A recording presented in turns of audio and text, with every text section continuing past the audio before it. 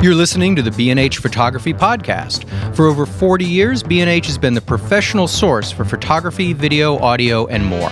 For your favorite gear, news, and reviews, visit us at bnh.com or download the B&H app to your iPhone or Android device. Now here's your host, Alan Weitz. Greetings and welcome to the B&H Photography Podcast.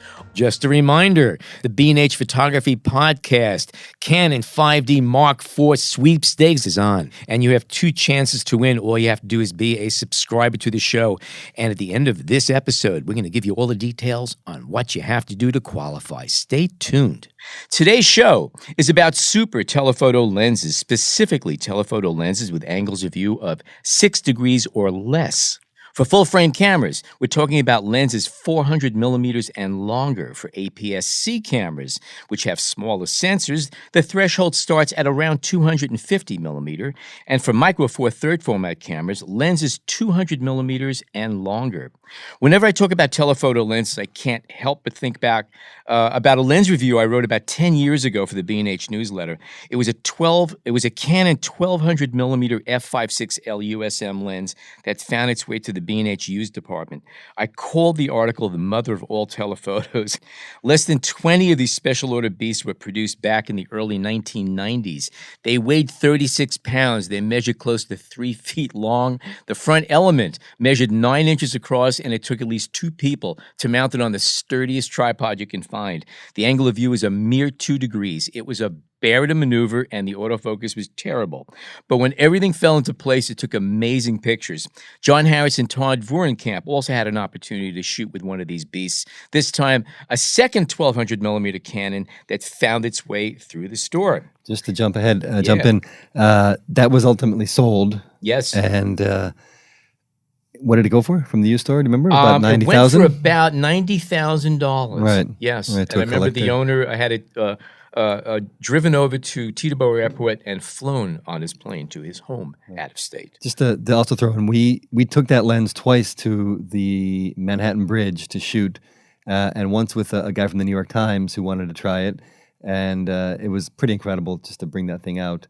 And check the B&H Explorer website for an article I did with Peter Reed Miller, a Sports Illustrated photographer who used that same lens in the 80s and 90s, and some of the stories he has to say about using it for football it's and track. Great. It's an experience using that. It's very interesting. When you set it up, crowds gather around you. Yeah, it was like that, yeah. I remember we took it up to the roof of the building here. We're on 35th and 9th Avenue, Manhattan, and we aimed it across the Hudson, and we could read street signs in Weehawken. It was really sick. I mean, that's like 2-3 miles away. It was just really crazy. Anyway, joining us to talk about Super-Telephoto lenses is an increasingly familiar pair of guests, Chris Williams from the B&H Pro Sales. Chris is also the man behind Lens Therapy Live, a very informative Instagram site about all things you wish you knew about photography, but were too shy to ask the guys at the sales counter about. Is that true?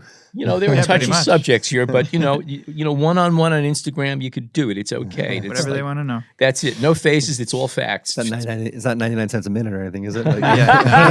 Maybe this year. Private chat. And we can tell your future.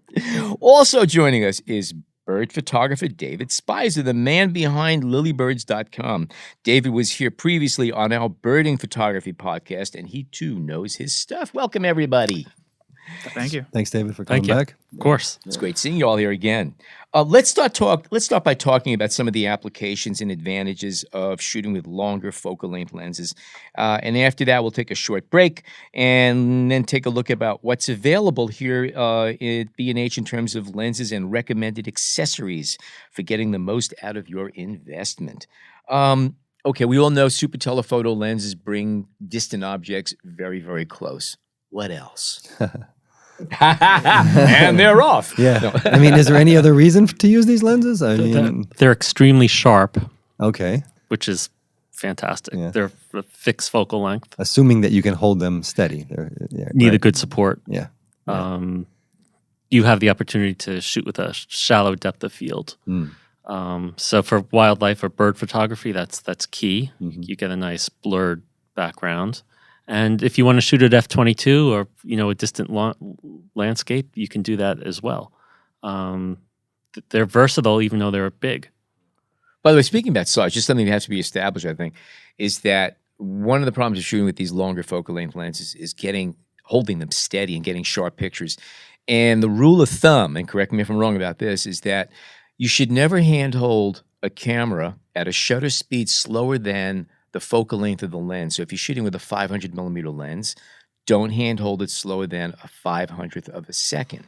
A 200th be a 200th, and so on. Now, that's assuming you have not had 3 Starbucks beforehand. Well, that's really the old school Right. rule. I mean, now you have 3 stops or 4 stops. Well, that's of it. image Now we have image stabilization. stabilization, which Right. buys us. I've shot my 300 2.8 handhold at about an eighth of a second, and I've gotten a sharp picture. I got a cover hand holding a 500 at a 30th from a moving platform. It was floating. That's even more impressive. Yeah, yeah. And then you On woke a up. magic carpet. Yeah, it was a cover shot. I was very I earned my dollars that day. I really did. But to just kind of piggyback on the opening, I would take my 600 f4 and slap a 2x on it and be a 1200 f8 for $12,500 as opposed to Buying as the opposed 1200. to a 1200 5.6 that weighs Yeah. 37 Oh, pounds. I course. agree. Yeah. Not only that, So- that's an important thing to that- say. That lens is something that's for bragging rights. Oh yeah. Okay. Because again, you need a Sherpa to get around with that thing and a mule. And the truth is, the 800 millimeter, what is it, an F? The 800 is 5.6. So, 5.6. So you could put a 1.4 on it and be at 11.20, whatever it is. But, And hand hold it. It's holdable. You can handle that thing. sure. You don't want to, but you could. You But can. The 1200, you don't have an option. But- The 800 Yeah, you do, yeah, yeah. and the But- pictures are sharper. but for bird photography, if you're shooting a flying hawk in a blue sky, you can handhold the 600 f4 for short bursts. We'll talk about technique, but there's a bird in flight technique kind of where you're kind of almost shooting like a rifle. So you're putting it right up and aiming and firing. Now, is this something that you just learned over years of doing this, or is there actually somebody out saying, okay, this is the technique? Put it to your shoulder, lift it, swing it. I think it's common sense Yeah. because otherwise you couldn't do it. But there are a few bird in flight photographers who kind of teach that technique, but you would have to know about them. And is there any advantage of doing that handheld as opposed to on a gimbal? Yeah, you have more freedom. Just a more do you freedom. work Yeah. mostly handheld? No, only when I'm using a 300 or less, I'll handhold, but or bird in flight. I'll use the 500 f4, which is only 7 pounds, and I can handhold that almost all day. Because again, it's short bursts where you're not continually holding the lens up. And So- should we assume that you're also keeping it on continuous burst? oh yeah, always. Yeah, but again, It's not skeet shooting, it- right? Well, it's again, it's a Right. very similar technique to firing a You rifle. only get one shot. right. well, not too Double barrel. long ago, you only had one shot. If you think about it, Sure. Well, my Canon 1N, in the 90s, that was at 10 or 12 frames a second. I think it was less than that. The Pelix was 10 frames a second with the locked right. mirror, I think that was even faster. and they're all slugs compared to what we do But today. but the thing was, I with that camera, I'm only a roll of 36, Frames. frames. I only shot one time in my life a full burst of holding down the shutter because I was just too nervous with running out of film. Yeah. So that's why digital is so great. Just don't be intimidated by the size of the Super-Telephoto. I mean, you had mentioned that crowds gather when you have a 600 f4 in the park, and everyone wants to touch in Central yeah. Park. Everyone wants to touch it. Every kid wants to put their head up next to it because it's only something that you see on the sidelines of a sporting event. and it is magical looking through these. Oh, things. Which actually makes me want to jump back to where we started this with the applications. Because when we write about these lenses or talk about them, we really talk birding, wildlife, and sports. And there must be some other uses. And the only one whenever I when we talk about it are like stakeouts, you know. That's it. Spy. There you go. Yeah, and spy camera. I mean, is there anything else? I mean, I know photojournalists can use it. And Landscaping. I mean, I've used Cut the 500 grass with it? millimeter lenses. No, I've used the 500 millimeter often, and a 300 for landscapes. There are times when it's a perfect lens because sometimes you see something that is not a close landscape; it's distant. Yep. Trees and mountains the way they're lining up, and with a telephoto lens, especially a longer one, you could compose very interesting compositions because unlike a wide angle, which expands the depth and gives a very strange dynamic to it, longer lenses, the longer they get, the more two-dimensional the image becomes. Compress it. It becomes like I call it collage-like, which just looks like paper cutouts on top of each other. If you aim like the 1200 millimeter lens we had, and we aimed it up 9th Avenue, there were buildings that were literally 3 or 4 blocks apart, but it looks like they're leaning against each other. There's like a no pop-up depth book. to it. It's great. And that's true with landscape when you can bring like a mountain or several layers of trees and the shadows they create Yeah. together. It's often very beautiful. Yeah, it becomes like a collage. I've also shot portraits with lenses 2, 3, and 4, and 500 millimeter. 200, yeah. I never. And I've used it with a 500, and it was very interesting. I've had my 500 and my kids look great, and I wanted to take their picture. I'm like, step back. Yeah. Step back. No, the other corner. That one. Yeah. Go about a quarter mile away, and The other county. Then I get a portrait. Yeah. Now, it's also But interesting. they're great because, as I had mentioned before, you can't beat the image quality of these lenses. They're just spectacular, and I think that's the main draw. Why people are wildlife photographers and sports photographers are drawn to these, because you want the highest possible image quality that you can get. There are other options out there, but as a professional photographer or anything that you do, you really want to try to get the best results possible, and that's why you pay the money and carry these things around. Well, maybe I'm jumping ahead then to the question I had, which is, when does it become worth it to spend this kind of money when you could also, I mean, we'll talk later about the advances in camera technology that may have made some of these lenses less necessary, but is it simply when you are getting paid for it or when you have that extra money? I mean, who's going to make the jump to a $10,000 5 or 600 millimeter lens when they could combine something with a teleconverter? Well, it always comes down to what you're shooting specifically, and if that's going to be the best tool for what you need. You know, if you're shooting portraits, for senior portraits for, teenagers, you don't need the 600 and tell them to go to the other football field to shoot it, That's an idea. I like that. Yeah, right? It'll be quieter, you can, you're going to need it if you're shooting birds in flight or anything that's going to be scared when you get close enough to it. Or you get scared if you get too close to it, bears, who knows? Right. So there's sort of a safety standpoint to it, and also necessity if it's just the distance that you're shooting. If you're going on safari, you're going to need something longer than 200, or you're not really going to be happy with what you're seeing, because a lot of times you just always wish you had more zoom, and if it's available and you can get it, then it'll be even better for you. A wildlife or bird photographer is always wanting more. So if you're Never enough. there's so many people who start off with a 300 millimeter, then they go to like me, then you go to a 400, then you go to a 500, then an 800, and then a 600. It's a constant battle with your gear, and you're always looking for the best thing. So I would say if you want to open up Lightroom after you've taken your first pictures with a Super-Telephoto and you just want to say wow, that's why you buy these lenses. The wow factor. Right? It's definitely the wow factor. I mean, there are photographers who can pull. Again, it comes down to the photographer's skill. But if you have the best equipment, the chances of you being successful are always greater than if you're shooting with something that is automatically blurry, where it really gives you no shot. Like if you get 10 years ago, you would buy a kit lens, and you would open it up, and you're like, "What the hell is going on here?" Everything was not sharp or blurry. So You noticed. yeah.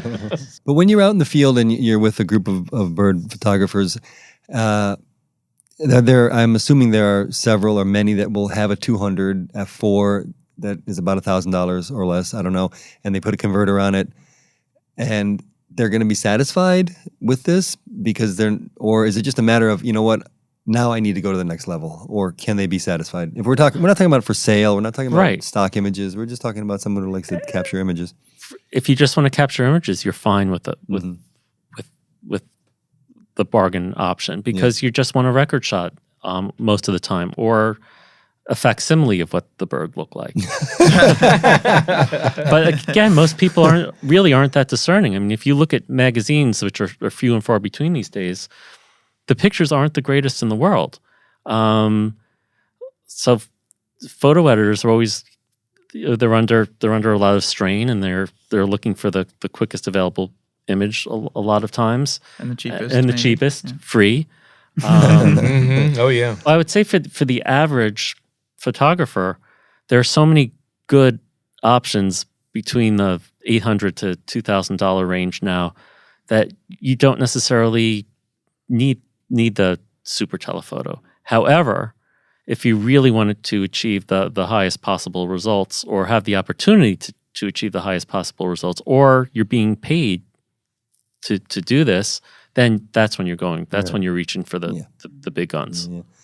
And Go ahead. Yeah.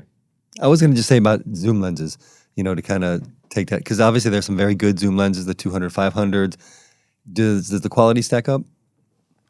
Image quality, I'm saying. It does. A zoom is never quite as sharp as a prime, of course, but that's just the natural difference between them. No, but you really can't even say that anymore. Yeah, that's I was a gonna say, dangerous thing to say. they're Seriously. getting very, very close now. Yeah. To the point where it doesn't really matter. It's definitely not a requirement that you have to get a prime.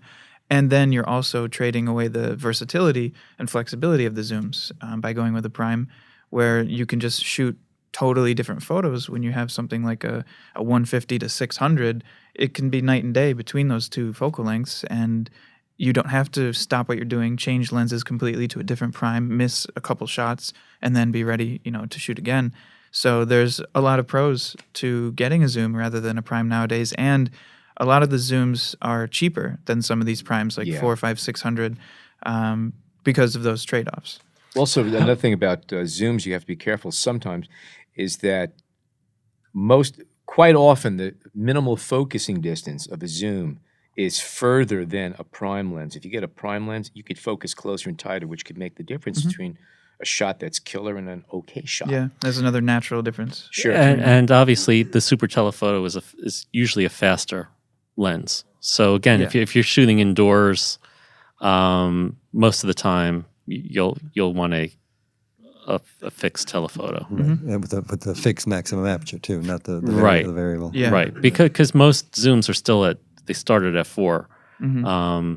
So I mean, you'll even see basketball photographers shooting an 85 1.8 or an 85 1.2 because They have to. and if you're right under the basket, you're still gonna you'll still do pretty well. Now an 85 with the teleconverter, that's 2 times talking 160. Yeah, but you can't. I don't know. I've never seen anyone do that. But I don't I'm just think curious. the Canons can't. I don't think they can mount a teleconverter Most of because them won't mount. the back element is right, Right there. Okay. and Yeah. even on the 1.2, it's almost. I think it even protrudes past the.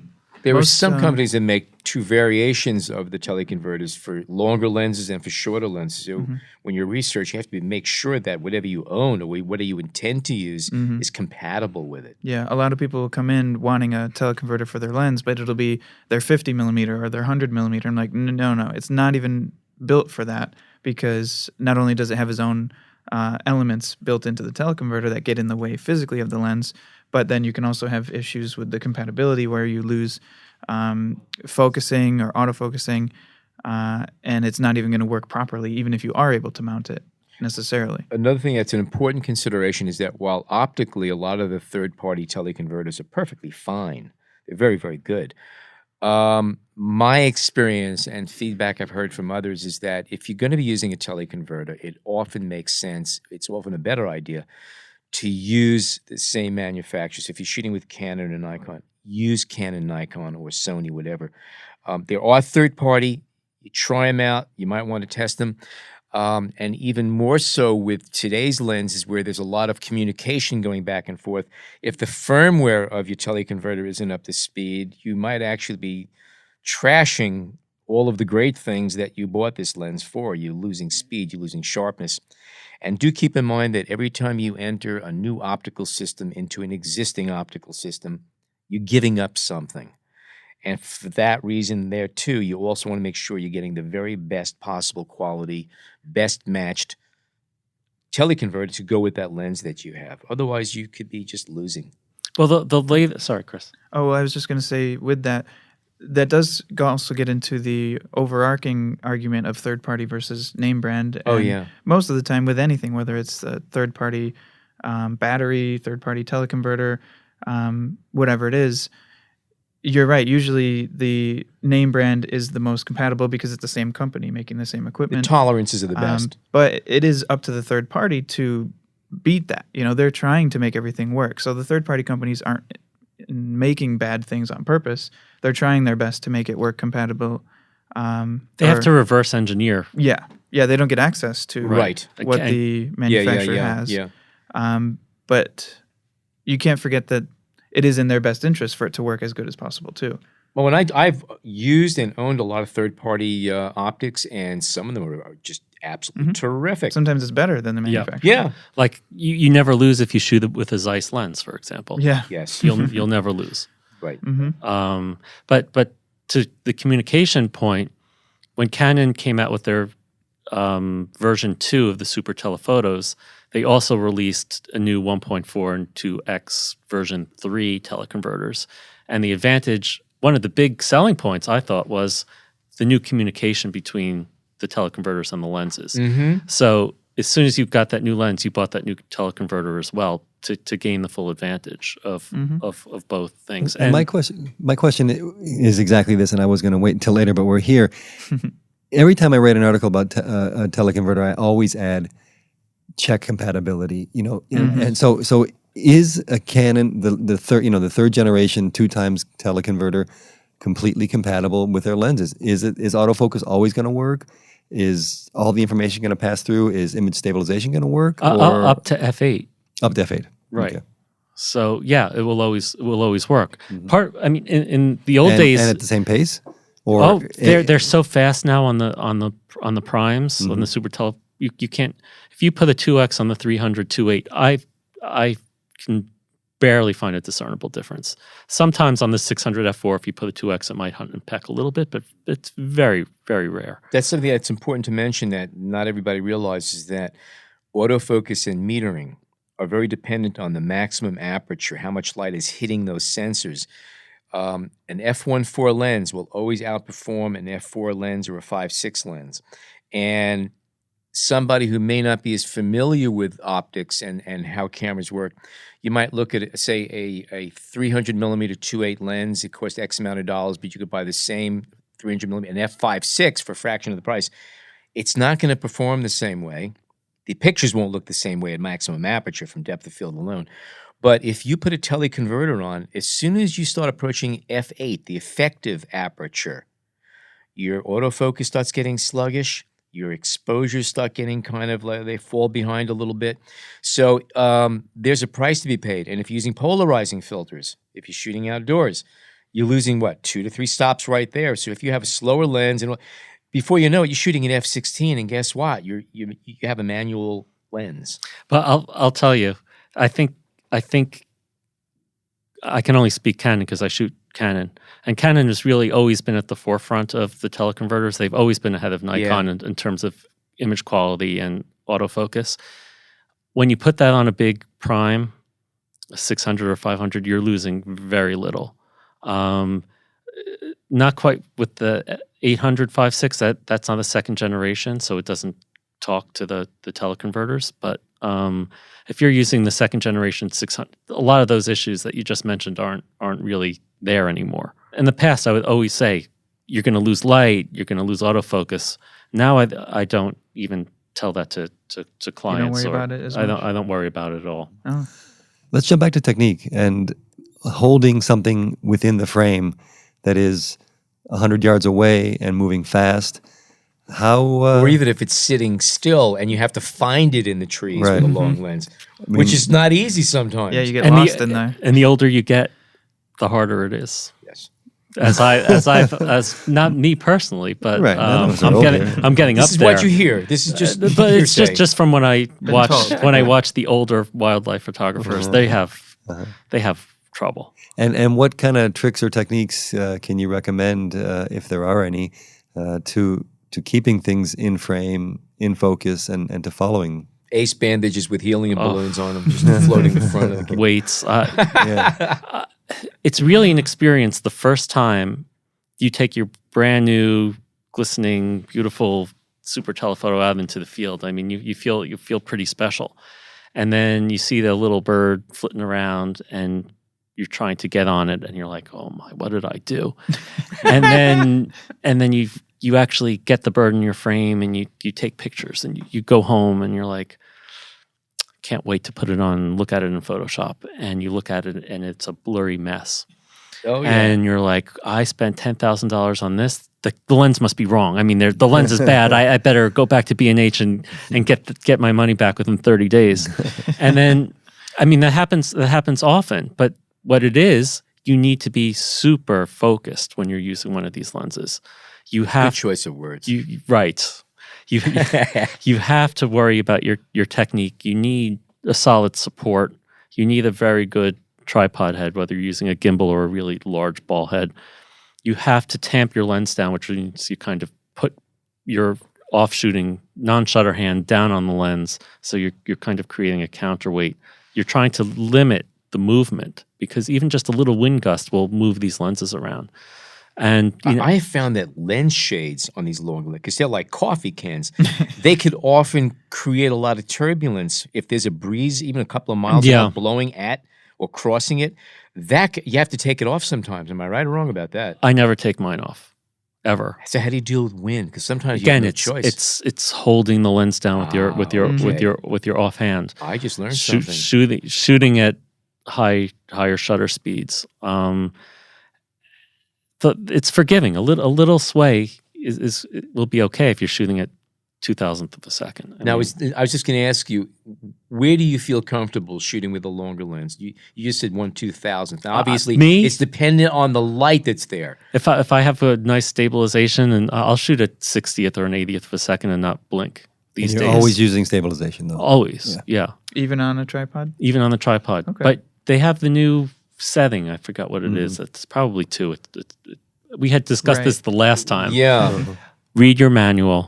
Yes, that's really important because, again, depending on your lens, if you have image stabilization turned on, you might destroy it if you mount it on a tripod. Not every lens has. Some lenses have what's called the tripod mode where it stabilizes it, but if it doesn't and you lock it to the tripod, you're going to shake that motor to pieces. Correct. Well, for example, the Nikon 600mm f4 has what they call the sport and tripod modes. Yeah. And have you used those enough to kind of distinguish what's going on when you have it on a tripod? Well, generally, those modes will turn off the vertical stabilization because you're already stable on a tripod head, and it gives you more of like a panning stabilization because that's usually what they're expecting you to do. Sports or birding, you're doing a lot of panning, sure. And if you didn't have that, like you said, that motor can start to overact because it's looking for something to stabilize, but you're totally rock steady on your tripod, and it doesn't know what to do, so it can actually start shaking those elements, and it can start damaging things or just overwork the motor. And that's why they've had to start adding this in, because they kind of introduced a problem earlier on with the stabilization in there, that once you put it on a beanbag or a tripod or whatever that's already stable, you wouldn't want to have that stabilizer on previously. So I always told people, if it's in your hand, turn on the stabilizer. If you're on something else, you want to turn it off. But now that they're introducing these new modes, it's taking care of that worry a lot. You just have to make sure you put it into the right mode. But you then have to turn that on. Yeah. I think what we had discussed, there's enough play and enough wind and movement that even when your big lens is on a tripod, it's still not always rock solid, because if most people don't shoot with the proper level of support that they need. So if you're shooting with a skinny leg tripod and you have a 600 10-pound Nikon lens on it, it's never going to be solidly stable. What about tripod materials? Now, there are 3 or 4 different kind of materials used. You've got aluminum, you have carbon fiber, basalt, and wood. Is there an optimum platform material to use, support material for super telephotos? Because I know that like carbon fiber is great because it's very light, but it also oscillates in the wind. And I know that wood is probably the most stable when it comes to absorbing vibration. So do you have any experience with that? Any thoughts on that? I would always go carbon fiber. So would I. If I was a landscape photographer and I was shooting with a puny 14 millimeter or 20 millimeter lens, maybe I would try some wood. But I think the carbon fiber is great. So I don't see any disadvantages. There's enough at this weight point. carrying these lenses around. Yeah, right. So kind of back to technique. You really have to concentrate and try to keep movement down to as little as possible. There's plenty of information out there. If you probably just search on proper technique on Google, something will come up. But if not, there are many. Talk to other photographers in the field. Watch what they're doing. Practical experience is always the best way to improve your technique. I think it's a couple of good basic rules for tripods. Always get the most height that you can using the wider sections of the legs. Don't automatically extend the furthest ones, which are thinner and more spindly. They're not as stable. So get as maximum height as you can out of the thickest parts of the legs. And don't use the center column until you run out of legs. Most wildlife and bird photographers don't even have a center column Thank you. in their tripod. I have one on my small tripod, my travel one, but that's just out of necessity. But And heads, gimbal heads, compared to ball heads or like a video head, do you have a preference or do you use everything, whatever needed, or what's your thought? I would say gimbal heads are probably the very best you can use. Yeah, they would be. The gimbal is going to be tailored more toward shooting sports and shooting wildlife, and it gives you more of like the guided motion that you would kind of be expecting, whereas the ball head can kind of just get wild and crazy, and The axis is you all end up wrong with fighting a it. ball head. You know? well, a gimbal head, by definition, self-balances once you find the sweet spot. Right. So That too. you can leave, once you've balanced it, you can just leave your large lens on and not touch it. If you have a ball head, you have to always be conscious of locking it down. Otherwise, you get that dreaded flop. Yes. And Yeah. you're out and you hear somebody flop and you're like, oh my God. Yeah. At the very least, sudden pain in one's thumb when it falls over. Oh, Well, yes, yeah. God. It's or a pain in your chest when you see it go. But a ball head on a 300 millimeter lens or a 400 5.6 is perfectly fine. But when we're talking about the big 5 and 600s or 800s, you want the gimbal. Any support when you're hand holding it? Is there any kind of device or support device that attaches to the lens itself so you'll have one hand on the body and then you'll have another hand underneath? Or is there any advantage to that as opposed to just holding the lens itself? Not that I've ever seen, no. I always just brace my elbows into my chest the best I can. Hold everything as tight, the camera against my forehead. 2 elbows, that's 3-point contact. And that's, Exactly. yeah. They did come out. I think B&H sold one for a while ago, which was a gun stock. I owned one once, and they were good. I had a 500 millimeter on it. Yeah, Yeah, you don't want to go through airport security with that thing, though. So regarding keeping things in frame, how does the camera body itself affect it and the shape and size of the lenses? Well, I think that's why professional photographers are drawn towards professional cameras, not only the lenses. Even though the camera is heavy, the lens is heavy.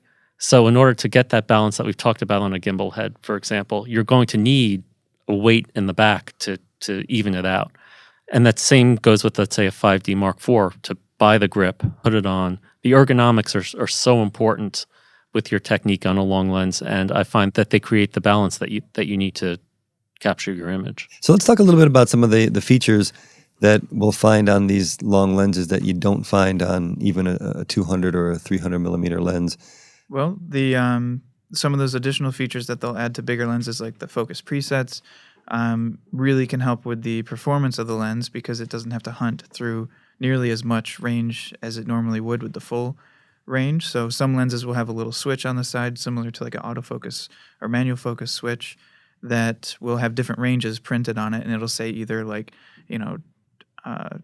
3 feet to 6 feet, 6 feet to 10 feet, and 10 feet to infinity, or something like that. And choosing one of those ranges tells the lens, okay, this is what we're looking for, search in this range.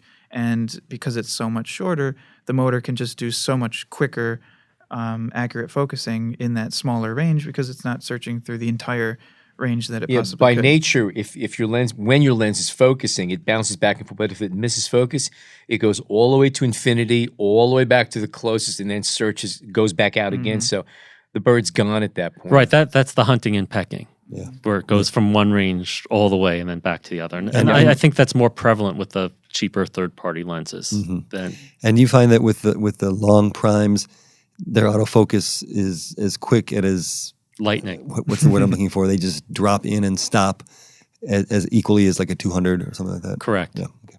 I mean, maybe the only thing that would be faster would be like a 50 millimeter, Right. 1.2, 1.4, which is basically instantaneous. I mean, you press the shutter button, it's in focus. But And it can depend on the camera's focusing system too, between contrast and Sure. phase Yeah, detection. that's right, That that's also right. can influence it a lot, just in the way that it's focusing, because contrast is going to be doing more hunting naturally, because it has to go past the point and then come back to it, whereas phase will get to the point and just stop. It doesn't have to go beyond it and keep looking. It just gets to that spot and does it quicker because of that. How often do you just go back to manual? Because sometimes, especially doing birds, there could be so much stuff going on before and after that. Does your autofocus get totally confused as to, okay, what are you looking at? That does happen. There are times where, especially for birds in flight, well, you might set it manually at infinity, or you're shooting with a range of like 15 feet, so you kind of set the lens at a certain focal In the ballpark. range, right? And then it's a lot closer to where when you switch it back to autofocus, and then it's a lot less range for it to have to search find. through. Right? What about Where's infinity on a 600 millimeter lens? It's far. It's not Yeah. close. Right, but it's, I don't know, it's 50 I feet. don't I don't remember. know. Yeah, I was going to Okay. say like 30 or so. Yeah, 30. So, but when you're using a Super-Telephoto, you are at that range often. Right. Okay. So I haven't had issues, but other people have, where they have to play around with their. What about if luminar, you're you're shooting a bird and the depth of field is obviously very shallow with these long lenses, so the focus picks up on the body of the bird, but what you want to get it is on the eyes or the beak. Is that when you bring in that manual focus for the? you generally don't have time to do that, so you can try to quickly either change your focus point or recompose the image and try to get it on the head, and hopefully that the lens will stay in focus. But yeah, I mean that's the pitfalls of bird photography. You'll miss shots that way. Everything doesn't always lock in. And we were talking about teleconverters, and many of these lenses, or not many, but several, offer built-in teleconverters. Are the optics better in this case than an external teleconverter, or? I shot with the Canon when it came out, and I went around and I was all over Central Park with it, and that's the 200 to 400 millimeter that they have. It's I think 4.5 to 5.6, something like that. Anyway, when it came out, I went out and spent a couple of days with it, and I would say that optically, it was amazing what I was able to get. I was very impressed with it, and even when I employed the one that has a built-in f1.4 converter, I didn't notice anything as far as image quality or loss. It held up. It was perfectly matched. And now Nikon just came out with, what was that now? 600 is who? 50 feet, a minimum focus. Okay. Nikon just announced the 180 to 400 millimeter. Copycats. Yeah, well, it's a little bit wider and $2,000 more, but also has a 1.4 converter. And Fuji, for the X series cameras, they have a zoom lens that has, you could get it with a 1.4 or a 2-time teleconverter built in. So that's an interesting way of working. The Canon 2-400 is a great lens if you shoot mammals or really large birds, because the image quality is phenomenal. Mm-hmm. Having the built-in teleconverter is very handy and very quick. So as opposed to 1 to 400, for example, that Canon makes, a lot of professionals will reach for that 2 to 400 when they're shooting mammals. And what about, we talked again earlier about the filter systems on these long lenses, because normally there's a drop-in filter that you put in the rear element as opposed to a screw-on filter in the front. I guess the advantages or the reasoning is size and expense for these big front-end filters. Oh, you couldn't put a large screw-on filter on a front element of a 600. I mean, what would that weigh? Yes, I'm saying, yeah, It'd be- yeah. It'd be a dinner plate. Yeah, yeah. It's true. Although these do exist. I mean, Yeah. Right. But it becomes cost of I ineffective. believe the drop-in filters are also it's sharper optically. I believe That was my It's other question. within Yeah. it's within the path of it, rather than putting something in front of it, which can get all kinds of issues, dirt and stuff like that. But I believe the smaller filters in the system itself actually have less of an effect on Well, overall sharpness. what's kind of interesting with filters, I don't see too many. It's more of a landscape thing, filters. So I always found it kind of funny that they would offer filters for people who are shooting birds or wildlife. I mean, you're going to put an orange filter on an orange bird. I mean, you're not shooting black and white. You just gave me an idea. So project. I always found that kind of interesting. Yeah, that's very true. When you think about it, you're not going to need an ND to shoot an eagle or a circular polarizer to remove Quarterback, reflection off right. anything. Right. So yeah, it's a good point. And then all the super wide lenses don't have access to filters half the time, and they're throwing them into the Super-Telephoto. So that's a really good point. Yeah, it's kind of interesting when you think about it. The other thing, John, that you had mentioned, which for a wildlife photographer is huge, are the different new technologies and called. It's been around for a while, but now they're perfecting it. At least Canon is. Does Nikon have diffractive optic lenses, DO lenses? Not that I don't I've think seen. so. No. Right. So it's a different element that compresses the. I don't think you need as many elements in the lens, and there's a special Smaller and lighter. smaller and lighter. So there is a rumor that Canon will be coming out with a 600 f4 DO lens, diffractive optic lens, which will probably come in somewhere around 6 or 7 pounds would be my guess, as opposed to the 8.5 pounds it is now. And I think that would be a game changer, because Canon about 3 or 4 years ago came out with the version 2 of the 400 millimeter f4 diffractive optic lens. And they pretty much solved all the problems that they had with the first version, which was contrast, light on contrast. And also under certain lighting conditions, you get these specular donut highlights. So unless you were Homer Mirror Simpson, lens. Yeah. you're like, Yeah, right. you wouldn't be happy with that. So the new version kind of eliminated that, and the results are just phenomenal with the new lens.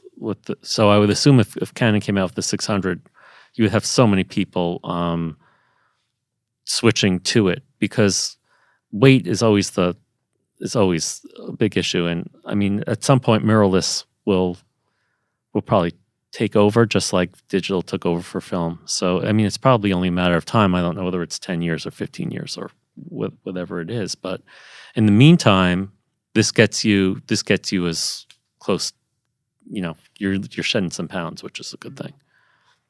Okay, we're going to take a short break and come back with more on long Super-Telephoto lenses. Stay tuned.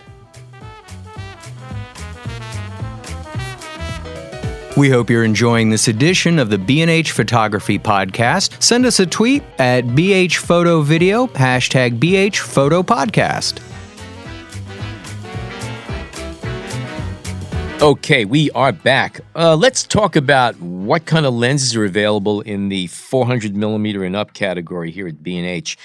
Broke it down by focal lengths and by the type of cameras. And let's start talking. First of all, we mentioned it earlier, but this past week at CES, Nikon introduced a very interesting lens. It's the AFS Nikkor 180 to 400 millimeter f4e TC 1.4 FLED VR. LMNOP. It sells for $12,396, but this is a 180 to 400 millimeter lens that has a built-in 1.4 teleconverter. So if 400 millimeters isn't enough, you could pump it up that much more. It's got fluorite, an element, 8 ED elements, nanocrystal and super integrated coatings, which is amazing for contrast. Silent wave motor, blah, blah, or the sport tripod modes, an electromagnetic diaphragm, and a removable rotatable collar. It's quite a nice lens. Again, I use the Canon version of this lens. I'm sure this is quite similar, and it was an amazing experience to shoot with that.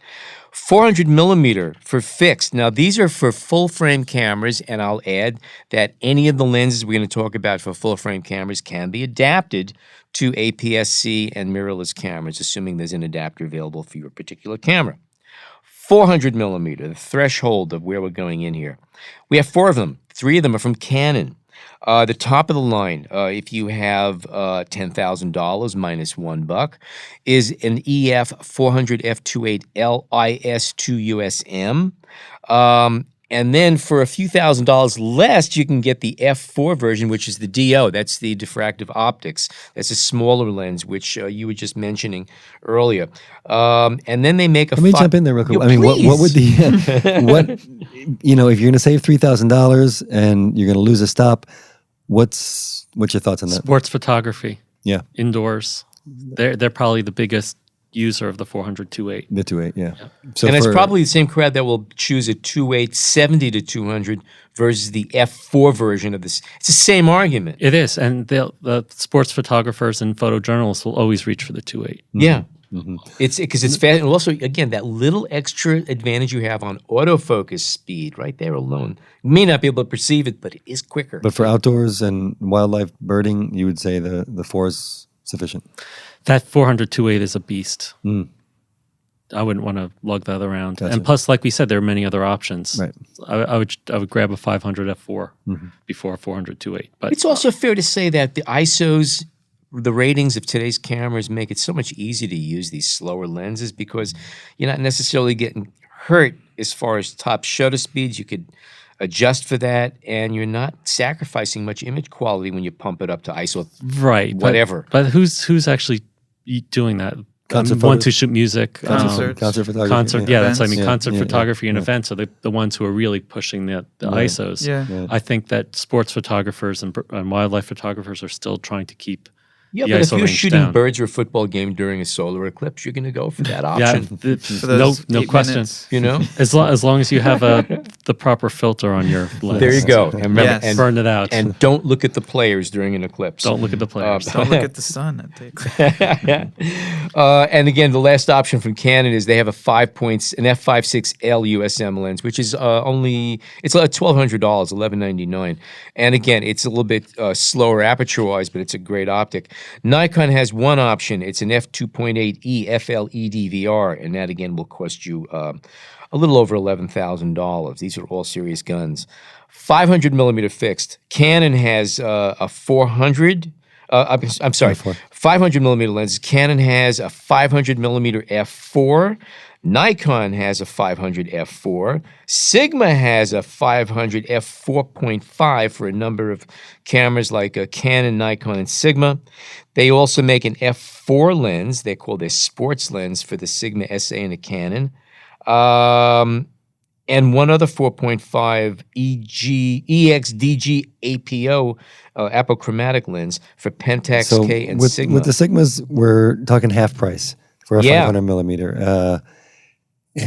What do you guys think? Does that shake out?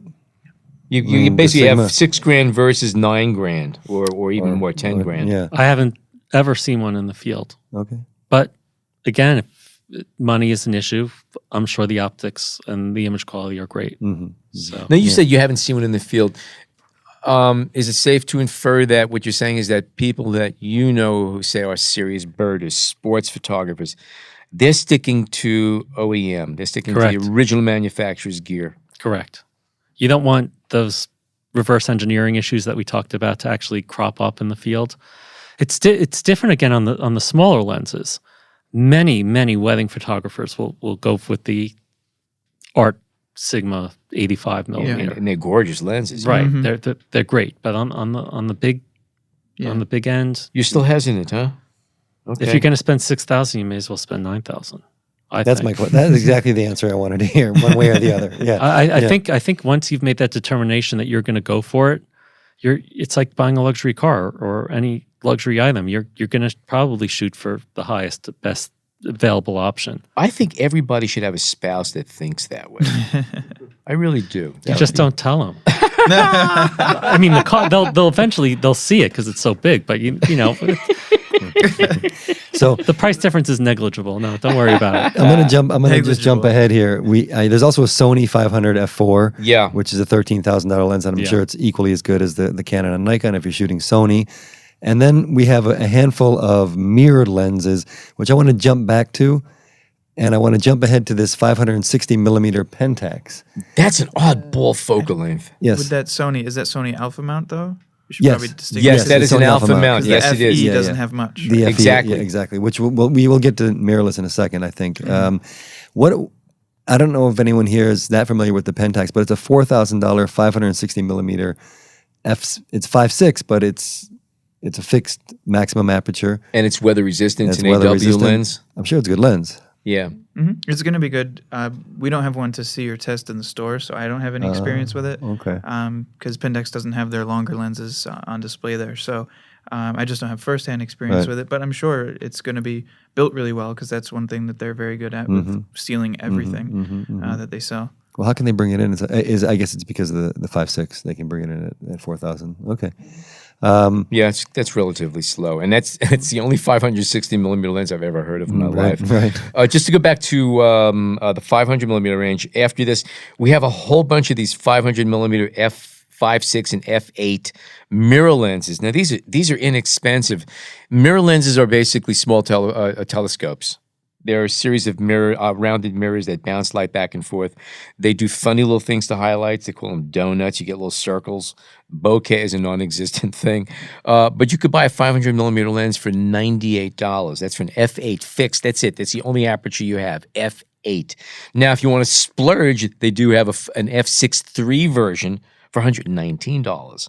So it depends how much you want to, how sporty you want to be when it Do you comes see to people buying buy these. these? No, not really. Maybe once a year someone will come to look for one because like, oh, I saw a 500 millimeter lens for Right. $90, and Yeah. we're like, yeah, it's under that shelf behind that thing in the Right. dust over there. Yeah. See that door jam over there? Yeah, yeah, we've got it propping this open. Yeah. I mean, they're not terrible, but they're not going to be great either for the price, of course. Yeah, yeah. But you they're c- interesting because they can be so tiny. And you can't bump them. I Yeah, mean, they're very sensitive, fragile. just yeah. like a telescope. Exactly. Right. And just to reiterate, these are mirror lenses, not to be confused with mirrorless lenses for Yes. mirrorless cameras. Yes. Totally different, and It's nobody actually usually sees telescope. them. Mhm. So a lot of people won't even know that they I'm gonna exist. buy one. I'm gonna buy one just Yeah. to play. It's I mean, fun. why not? Yeah, they're good for skeet shooting too. They're easy to hit, because they're larger than the clay As pigeons. the target. Cool. So jumping to the 600 and the 800. Now we're talking real serious. We're talking. These are the big guns. These Yeah, are the yeah. expensive guns. Yeah. Yeah. 600 millimeter. Canon and Nikon each offer one. They're both f4, and they'll both set you back anyways between $11,500 and $12,000. Okay, but these have every bell and whistle that they have. They've got their image stabilized. They got the best coatings and glass elements. Blah blah blah. 800 millimeter. There's two of them actually. Canon makes an 800 f5.6L, which is $13,000, which is a great lens, and that's I've handled that thing. I owned it for a while. You could actually hold that up and handle it and shoot with it. Yes, So why'd you give it up? because the 600 f4 version 2 weighed 2 pounds less, maybe. That is a good reason to. And That's it. And yes. I actually tested the 800 with the 1.4 teleconverter and the 600 with the 2x. Image quality wise, and it was very little difference. So it was kind of a logical choice. I have a question for you about that. Do you see a huge angle of view distance between the two from 600 to 800? Because it seems to get very, very negligible It's once you go over 500 or so. no, to me it was the same technique and no. It's no not really issue. giving you 30% more. No, even though it's no, a 30% higher no. focal length. And with a bird, you're kind of always just focusing on the middle anyway. So you're kind of just looking straight ahead. So I didn't notice anything. Yeah. And You know, this just is- when talking about these longer focal, I know we're talking about 600 and 800 millimeter. At these focal ranges, atmospheric issues start coming into effect. Big Things like time. rain, haze, dust, smoke, whatever. How often do you get skunked out of a shoot because the air quality just won't let you even focus on anything clearly? Often, but that's usually at distance. That's what, yeah. So you have to be, the bird has to be pretty far away for the atmospheric conditions to happen. If you're shooting a small bird, a warbler, you're generally going to be within 10 to 20 feet where the atmosphere, and you're not shooting across an open field. Okay, right. But if you're shooting let's say a goose, there's a rare goose, let's say out in Montauk right now, and that bird's going to be in a flat field, and the atmosphere is definitely an issue, and you can't get that close. So you're going to be shooting at range, or an owl on the beach, a snowy owl on the beach. Yeah, the haze on certain days is just, Today would be a miserable day to shoot. It's just dreary and So raining. I love that the comment that Peter Reed Miller mentioned and that we talked about yesterday.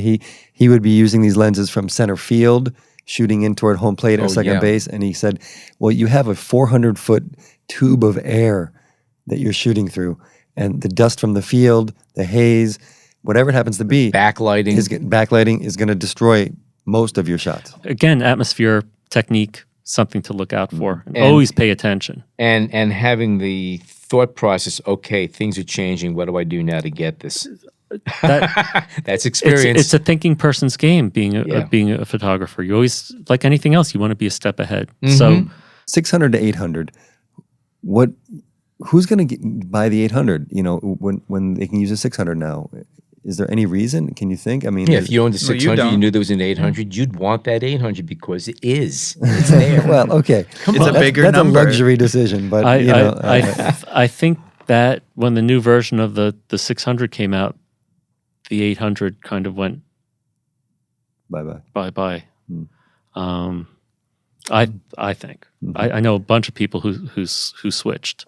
So maybe it would be on the secondary market, you can get a good deal on it. Those are going to be the people who are shooting with it. Can we jump to zooms?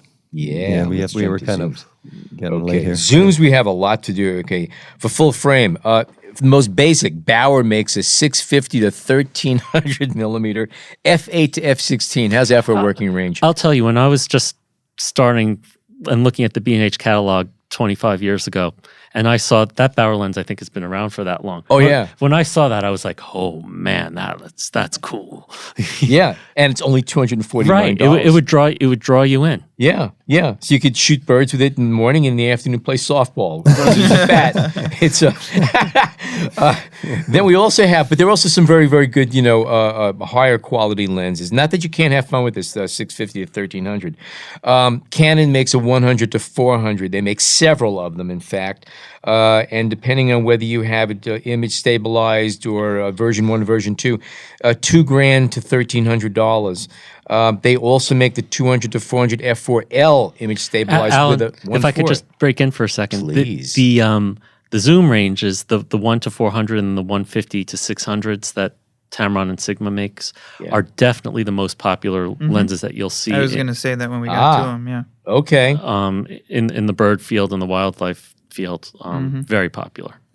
All right. Now, these are which ones now specifically? The Canon 1 to 400 version 2, the Sigma 150 to 600 Sport or Contemporary. I'm not sure what the Tamron's name is, but the Tamron. That's just 150 to 600. There's a version 1 and then a generation 2. Right. So they're hugely popular. Yeah, it's probably our fault because we sell those all the time. Well, hey, it's fine. No, it's a great thing. Yeah, that's good. Definitely the most popular. Canon makes the EF 200 to 400 f4L. That's the with a 1/4 converter. That's $11,000. Again, I use that lens. It's wonderful. Leica, they make an apochromatic, an Apo Vario Elmarit for the SL camera. It's a 90 to 280 millimeter. What does that run? $63.95. Okay. Operators are standing by. It's an f2.8 to f4. It's a variable aperture. 70 to 300 from Nikon, 180 to 400 from Nikon. But now these are dropping below the threshold that we kind of gave for ultra telephoto. No, if it's just, or I guess you use it on a mirrorless. On a mirrorless, yeah, it depends how you're doing. This is for Good mirrorless point. and APS-C, so yeah, we're gonna have some good lower point. ones there going on there. And then now zoom specifically for APS-C and micro four thirds. Canon, there's a whole bunch of these 55 to 200s, 55 to 230s, 100 to 400 from Canon. Fujifilm. Fuji makes two lenses for their X series cameras, the XF, a 100 to 400 millimeter, 4.5 to 5.6 RLMOISWR, and it's available with a 1.4 converter or an f2 or a 2-time converter. And they both cost $23.48. So that's an interesting option for a wide range of focal lengths in one lens. Even the Nikon One, that little mini camera, they have 70 to 300, which is a 189 to 810 equivalent for $1,000. Olympus Micro Four Thirds, they have a 75 to. By the way, there's a whole bunch of these here. There's a lot of 75 to 300 300 millimeter lenses, and also keep in mind there are too many 70 to 200 f2.8 and f4 lenses to list here. They're all super telephotos when used on an APS-C or a Micro Four Thirds cameras. Same thing that goes for all those 70 to 300 and 75 to 300 lenses. Many of them are kit lenses, 18 to 300s. You put that on an APS-C or a Micro Four Thirds, and you have a lens that can really reach out and bring some distant subjects very close to you. Thoughts? Well, that's true. Yeah, when you have the crop factor, your 18 to 300 is going to 450 on 1.5. Or up to 600 Or on a 6 Micro Four Thirds. with the 2 times, exactly. So you can get literally an all-in-one lens, depending on the crop factor, that goes even beyond the all-in-one concept of usually something to 300. Once the crop factor's in there, you're at 500 and 600. So you got the super telephoto too. Yeah. And while maintaining that maximum aperture, so it's kind of cheating a little At bit. 6.3 or so. Yeah. And you can get some great pictures. Oh, it's amazing. I mean, you shoot with the 1 to 400 on a 7D2 from Canon, and you're 160 to 640. So just think about that. You're carrying around a 3-pound lens, and you're at 640 millimeters. And 15 years ago, the 600 millimeter would be 14 pounds. Yes. And the image quality is still quite good. Mm-hmm. So it's really amazing where the improvements. There's one lens that wasn't mentioned that I want to throw out, and it's this one that is the hit of every expo or Captain convention. Nemo's lens. Is that the Sigma the 2 to Sigma 500? 200 to 500 Yeah. f2.8, which is this big giant green. Alan, how would you describe it? It's Captain Nemo's submarine from 20,000 Leagues Under the Sea. Yeah. Right. This is pure Jules Verne. This is great. And it's by the way, $26,000. Yeah. I've seen around before. If you go to Amazon and read the user comments, they're hysterical if people talk about this lens. No one's bought it. The fake Do you user But they give comments. great feedback. Do you think it's the same lens that they cart out every single year? Oh, absolutely. Yeah, I mean, is there only one of them? Yeah, it's made of balsa wood, actually.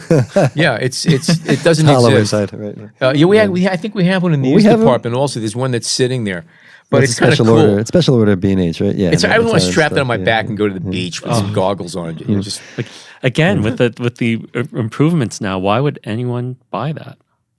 Yeah. I mean, why? Because when you walk down Fifth Avenue with that hanging around your neck, You get they tackled. look at you. You get attention. you have to wheel that down on a cart. Or it wheels you down. Now, here's something we haven't spoken about, but I think it's kind of parallel to today's topic: spotting scopes. I once did a job with a spotting scope, and it was a ton of fun. It's a little goofy and awkward, but spotting scopes are an extremely lightweight, easy to maneuver way of shooting with like 2,000 to 4,000 millimeter equivalent lenses. No question. What's your experience with them? Have you tried them at all? Many years ago, Okay. I had one of the first adapters that Leica made for a camera, and this was still in the film slide days, Uh-huh.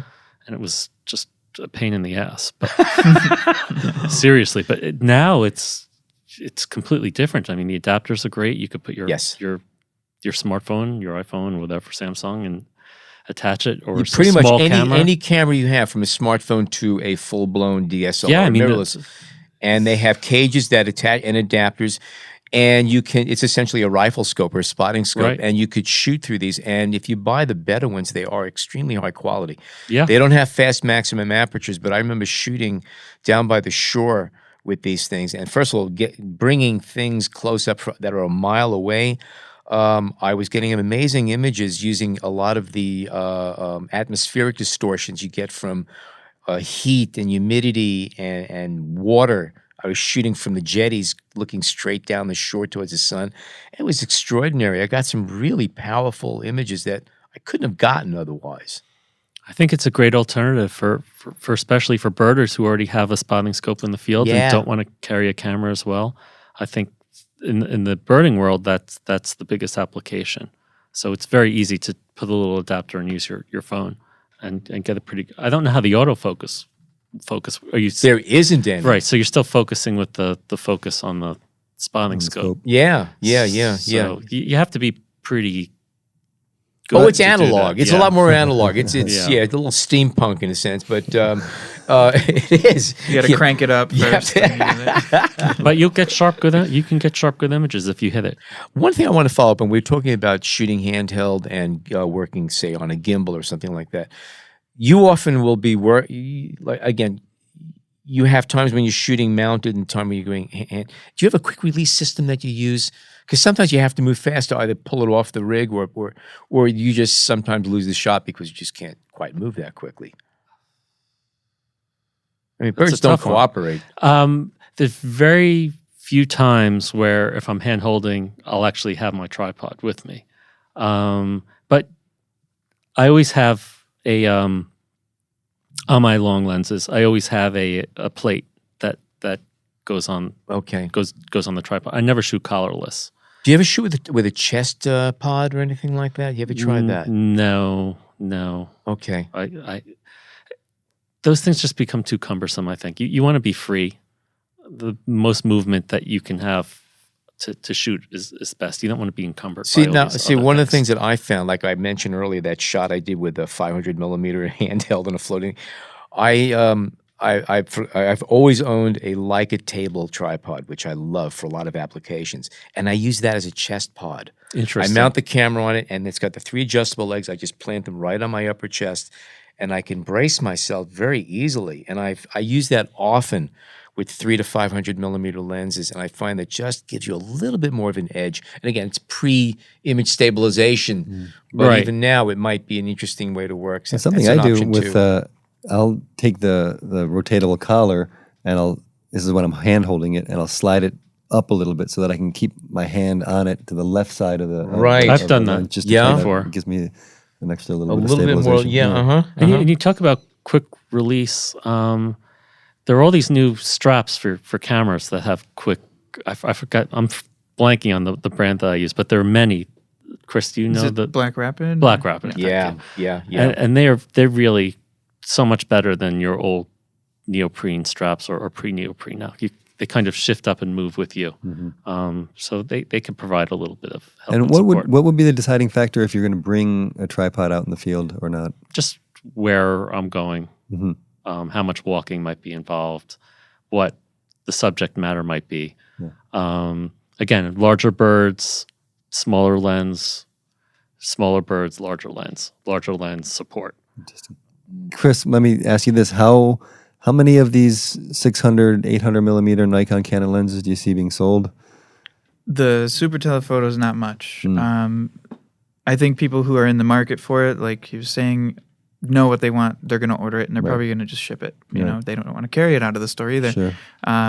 So most people coming into the store are interested in getting into Super-Telephoto, but they are not really sure. So they need some guidance and some recommendations, and they'll often go with the zooms, and they'll go with the 4 that we talked about, the 2 Sigma and the 2 Tamron, just because it's such a great price and such a great range for that price. Because buying, the Canon 600 is thousands of dollars, or for 1,000 you can get the 150 to 600 from either company.